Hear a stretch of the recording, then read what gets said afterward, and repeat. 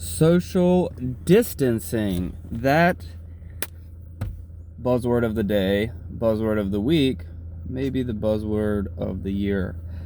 It's not a word, it's two words. So, social distancing, the buzzwords of the year. Wow. I just want to talk about it a little bit because people have already been struggling, in this channel, I know, and myself. And it's sort of been an epidemic for many years, a growing epidemic. And it's a really, don't get me wrong, a neat word, not in the sense that it's neat that people are dying and we're all in a panic mode, but the fact that it's become mainstream and it's being pushed on us to do, I can't help but sort of see the irony, I guess, in it.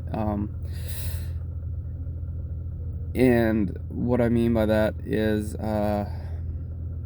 we've been slowly social distancing ourselves more and more and more for thousands of years, especially so, over the past 10 years.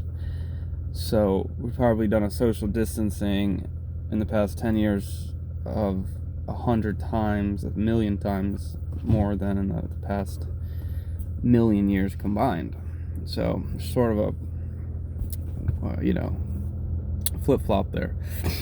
And what do we mean by social distancing? Obviously, we're talking about social distancing now to protect and save lives from this virus, but there's cost to that as well, and cost to life, cost to economy, cost to a lot of things. I'm a realist. I believe in reality, and I look at a macro level. I'm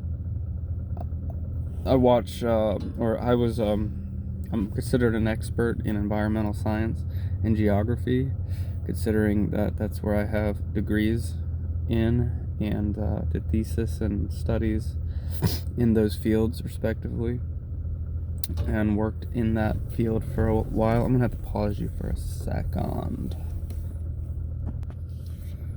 I'm back. You probably didn't even know I was gone, but I was for about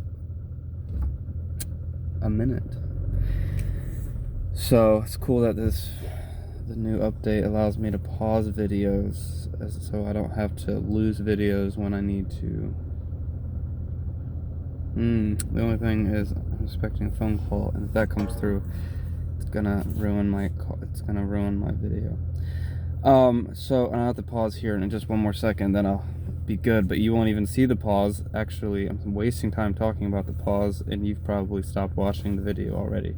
Okay, so the social distancing that I'm talking about, there's two types. There's a social distancing that we've created measures in order to provide convenience to the world and be more productive, which is really at the root of the culture that we Americans, and not America, humans have, but America is just at the hold on, pause.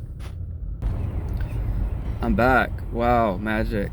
What were we talking about? Unicorn tails? Just kidding.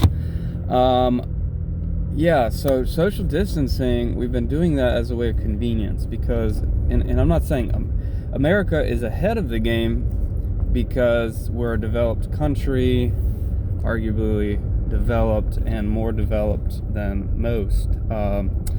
We consider ourselves to be the elite, at least some of us do. And it depends on what kind of metrics you're using to describe yourself as superior. So yes, we have superior technology, perhaps. We have superior economy. We have superior military, etc. Does that mean that we're culturally superior? I mean, no. Nobody's culturally superior. And I guess when I'm using that word, I'm meaning, are we happy? I guess it's another way to say, are we happy? And clearly, no. The answer is no. That a lot of us are not happy. A lot of us are clinically not happy. You know, and then and a vast majority of the rest of us are sort of just caught in this whirlwind of just trying to pay the rent and just trying to survive, and you know, and it's sad to say, you know, because you think, oh wow, you know, there's a million people died today from starvation or whatever, and I'm not happy because I don't even know why I'm not happy. Well, there's books for that, and there's reasons for that, and you don't have to feel guilty for not being happy just because you don't feel like you have a reason to. There's a lot of reasons why you're not happy. We can get into that later. But but this video is to talk about the social distancing aspect and how that has eroded and degraded the culture, which is a lot of what the theme of this whole channel has been kind of migrating to. For me and for others, you don't even see it happening. Even though it's happening fast, it's not happening like where you just say, oh wow. Because you're like, wow, cool, self-checkout lanes. That's so awesome. Now I can go in and get my essentials, and I don't have to wait on a cashier, or I don't have to deal with a cashier and her shitty mood or whatever you might have you. So let's skip the personal connection there, and let's just go to the self-checkout.